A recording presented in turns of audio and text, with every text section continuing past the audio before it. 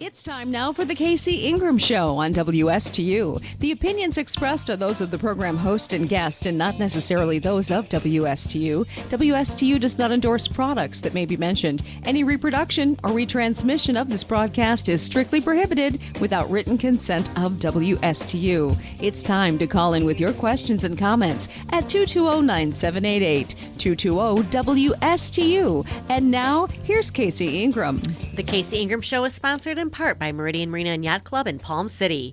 Meridian Marina and Yacht Club is located on the banks of the St. Lucie River in Palm City and is the premier marina in Martin County, focusing on excellent customer service so you can enjoy your boating lifestyle. Meridian Marina offers concierge services, yacht club amenities, sales, and service surrounded in a lush tropical setting. Meridian Marina is the largest marina in Martin County on 11 3/4 acres with a 62,000 square foot indoor storage facility that can accommodate up to 300 boats. Meridian Marina is not just a place to store your boat. When you become a member of Meridian Marina and Yacht Club, you can enjoy events such as trips to the Bahamas, snorkeling adventures, marina parties, and more. Check out their events tab at meridianmarina.com. You can also try out their great service department 5 days a week from 8 to 4. Call them up at 772-221-8198, 221-8198, or visit them online at meridianmarina.com for more details. At Meridian Marina, we do all the work so you can enjoy your boating lifestyle. The ABCs, the Alliance for Better Community Schools, would like to remind you to vote yes for an appointed superintendent on November 6, 2018. Let's hire a professional, not a politician. For more information, visit voteappointed.com. So in the studio this evening, we have another Meet Your Candidate series. We have a repeat visitor who is currently an elected official here in the city of Stuart, and that would be Commissioner Troy McDonald. How are you doing this evening, Troy? Very good, Casey. Thank you for having me back. I always enjoy doing your show. Oh, we love having you. And again, you're Commissioner right now, but you're running for a different commission seat. Can you tell us a little bit about that? I am. I'm running for Martin County Commission, District 2. District 2, Martin County Commission. That's currently held by Commissioner Ed Fielding. So we wish you a lot of luck and want to hear a little bit more about your transition and what you see moving from the city to the county seat. What would you anticipate changing? Well, I don't know about changing except for, well, I do. Actually, I do want to change a few things. First thing I want to do is I want to bring back leadership, trust, and integrity to the Martin County Commission.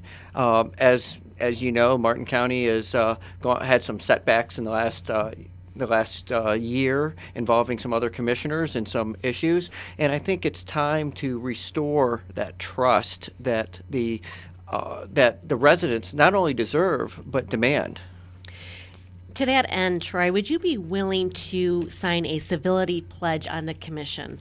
Absolutely. In fact, at the City of Stuart, we put a civility notice on our agendas. We have it on the dais. I think it's actually on the. We have actually a plaque on the where the public speakers speak. Civility is one of the hallmarks of democracy, and you don't have to be uncivil to express your freedom of speech. Absolutely. And with you sitting right now on the City of Stuart Commission, you've seen some different issues between the city and the county. Yes. You're in a very unique position because you are a city commissioner and understand that really probably better than any other candidate in the race. What would you do to help mend those Well, first of all, issues? I think the big thing is to bring an understanding of what the city's goals are, and then also understanding what the county's goals are. And then once there is a mutual understanding of those goals, then we can actually work towards taking the goals that we already align on and working towards the betterment of our taxpayers and our community. And then at the same time, that allows us to, having an understanding of those goals, we can then take the issues where we have some differences and start moving those forward. I've actually worked very hard on this issue as a city commissioner for the last several years, and I'm hoping that several of the issues that we have between the city and county will actually be resolved before I leave the city. It's one of my goals before I leave. Well, good luck with that, and that would be something that would be good not only for the city but the county as a whole. So it really would. There's no reason why we should be having these disputes.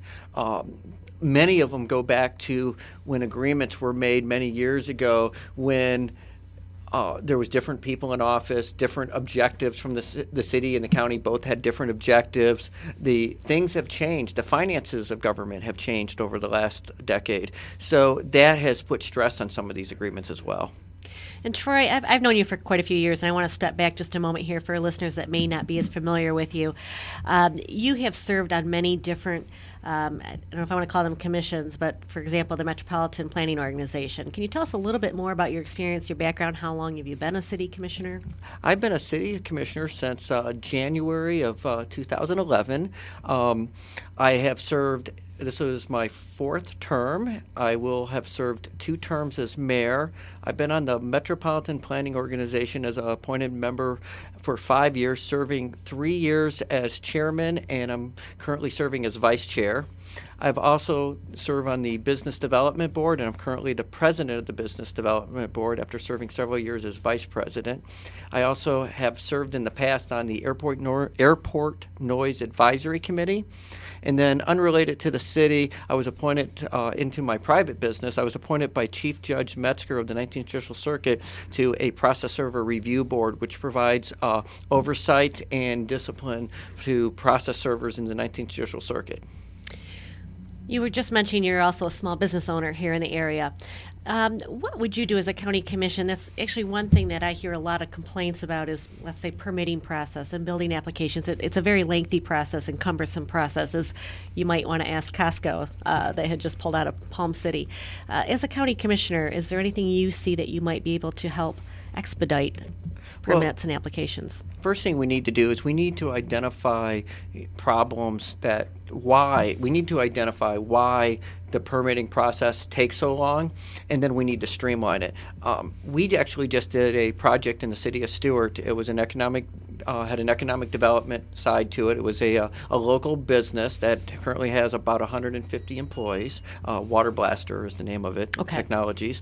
And they've been trying to build an unincorporated Martin County for many, many years. They finally found a piece of property in the city of Stuart that was adjacent to a small piece that they needed as well that was not, and it only took us 135 days to go from them submitting their plans to annexing 1.87 acres to completing their planned unit development and having them ready where they can start pulling building permits. And that's absolutely incredible, and that's something that, through the county, I'll segue into another area, and that is Indiantown is now incorporated. Hobestown is going to be voting on that this fall. How do you feel about these different communities kind of branching out away from the county and incorporating where they can make their own decisions? Well, I'm a big believer in home rule and local self-government.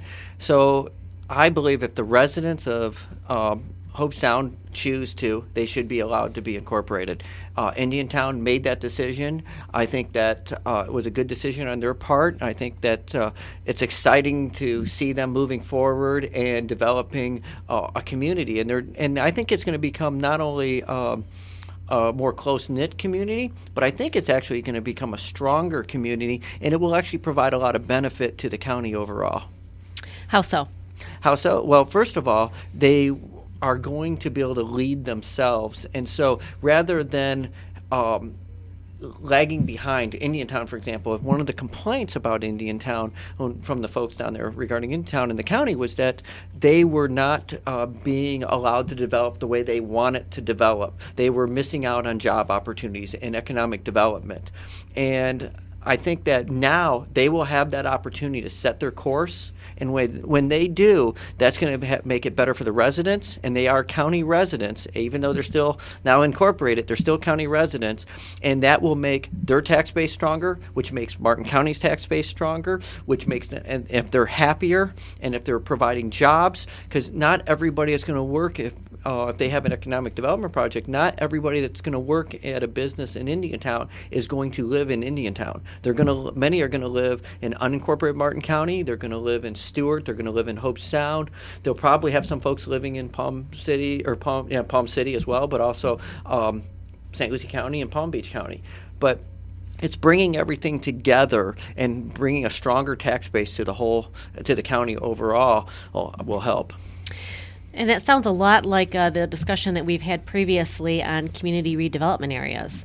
for the same thing, something that is blighted in the community. If it's fixed up, the tax base becomes higher. You get a bigger property tax, which of course helps the community and the county as a whole. Yes, I'm a big fan of community redevelopment agencies, and I will tell you that we've done several CRA projects in the city of Stuart since I've been on the commission.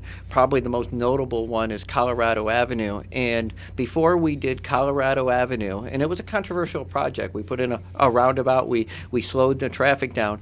The properties on Colorado Avenue were only about 25% occupied. There was 2 of them that had been sitting vacant for several years. Since then, we're running about 100% occupancy. There's 2 buildings, the old Crary Law Firm and the old Goodyear, have been completely renovated. They each have multiple businesses in them now, and they're full. And so the economic development side, the return on our investment, I don't know what the exact number is, but it's considerably more than what we spent on the road project. Which is very interesting. I mean, not only is it bringing more economic development, but it's bringing jobs. It's bringing jobs, and it's also brought to the community a sense of community. And what I mean by that is we decided to do during the centennial of Stuart, we decided to do this Waterbird project, and we came up with a plan with Jeffrey Smith to put 5 waterbirds on Colorado Avenue, bronze sculptures. I think it ended up being 6. They were all donated by donors, so private money. About $250,000 worth of bronze statues have been placed along Colorado. The most significant one, I would say, is the 3 great herrings that are in the fountain in the center, which was a gift from Jeffrey Smith. And they're absolutely beautiful. Anybody driving down Colorado Avenue towards downtown, you'll certainly notice them. Another topic, Troy, that is something that is deeply rooted in Martin County, we've heard a lot about in the last election cycle, and that is closed primaries. Are you against or for a closed primary?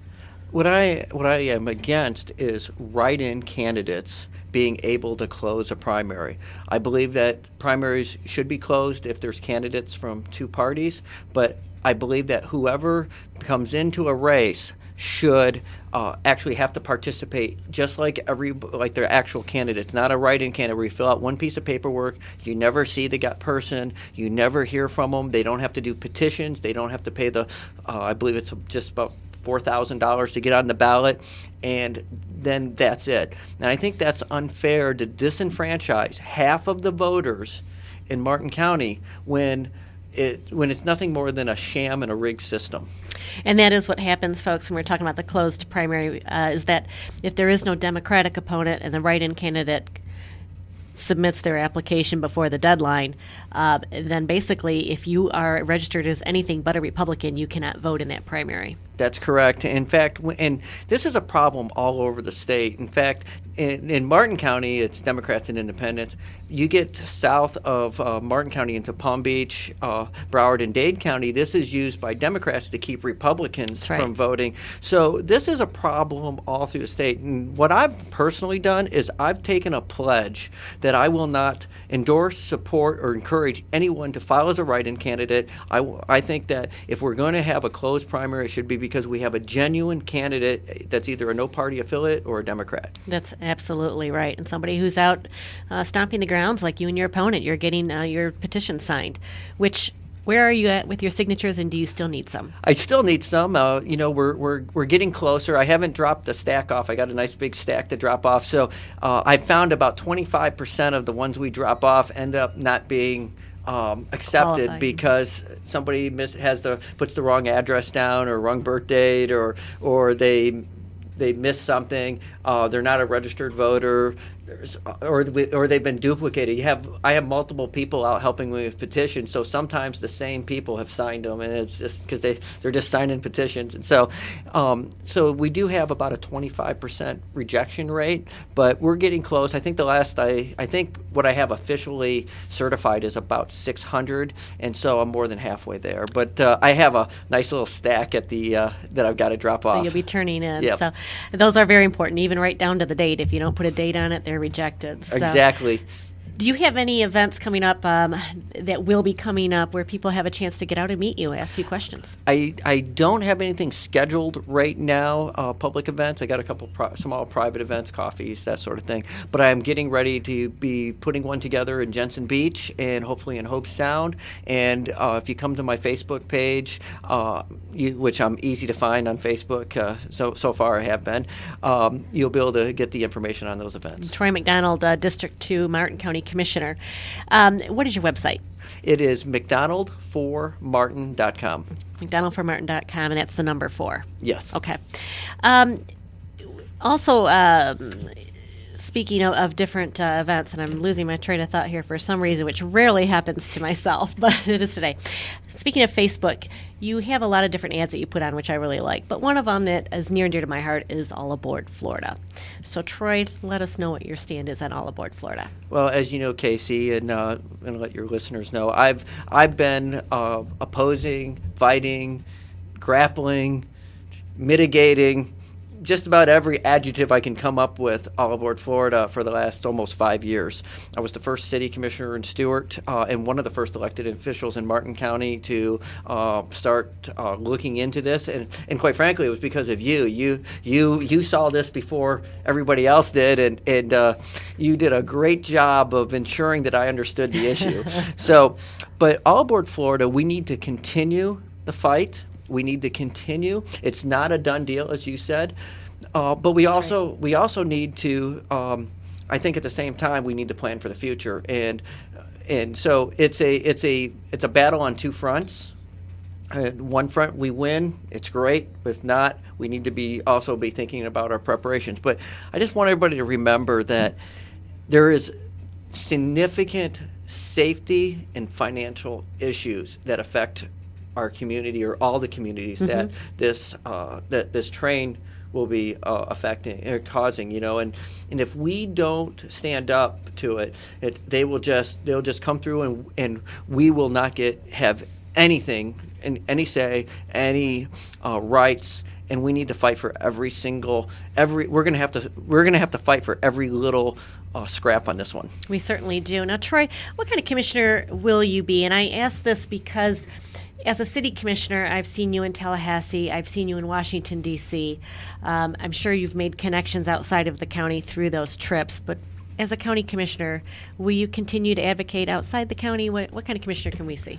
Absolutely. I'm always going to advocate for my community. I'm going to advocate here locally.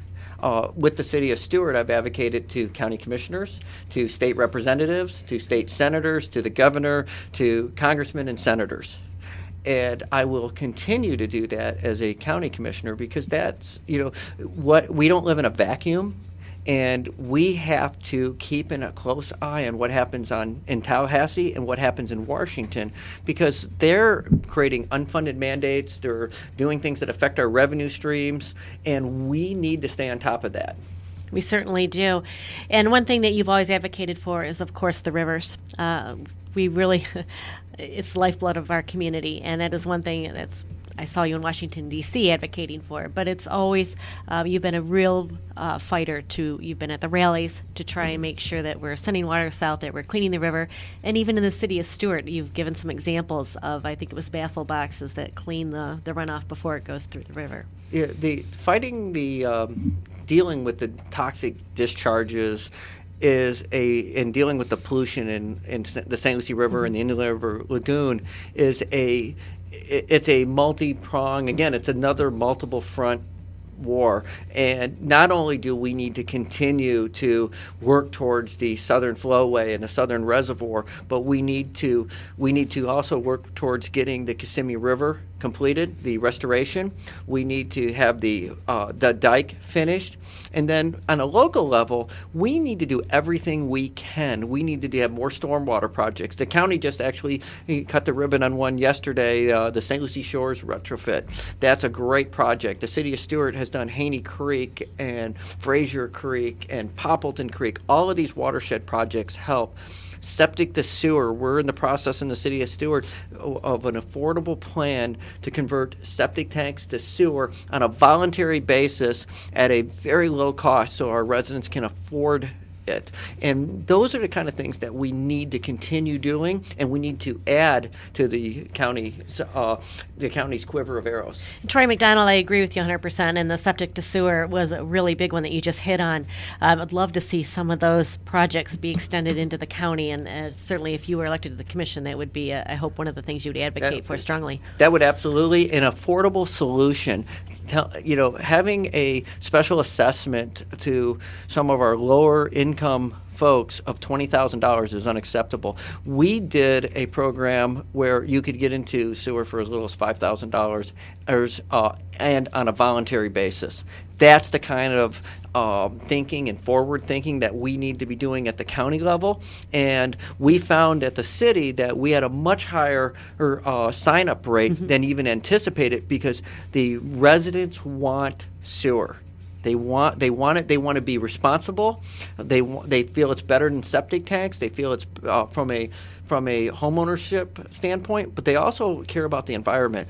We have some of the most environmentally conscientious residents and I would say in the world. And that's why I found that especially with the septic to sewer, is something that every resident feels that they can take hold of and help.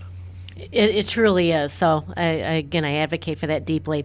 On the county commission, one of the most recent topics they had was about a park referendum, and it was voted down 4-1. But the fact of the matter is, like everything, the parks also need money, and whether it's for maintenance, expanding. Do you have any ideas of what would you recommend the commission do to help make sure our parks are maintained? That's a tough one, because I love our parks, and I use especially Hau-Patioki personally myself quite a bit. And first thing that we have to do is we have to make sure our own financial house is in order. Then we need to make sure before we approve any referendum to go for a bond issue, which was $60 or $65 billion bond issue. We need to make sure that it is appropriate projects that meet the scale and need, so that we're not just expanding parks, creating more expenses, but we're actually maintaining them. And then we're not creating a new park space that we can't afford to maintain. But again, it comes back to getting our financial house in order, because our taxpayers demand that. Absolutely.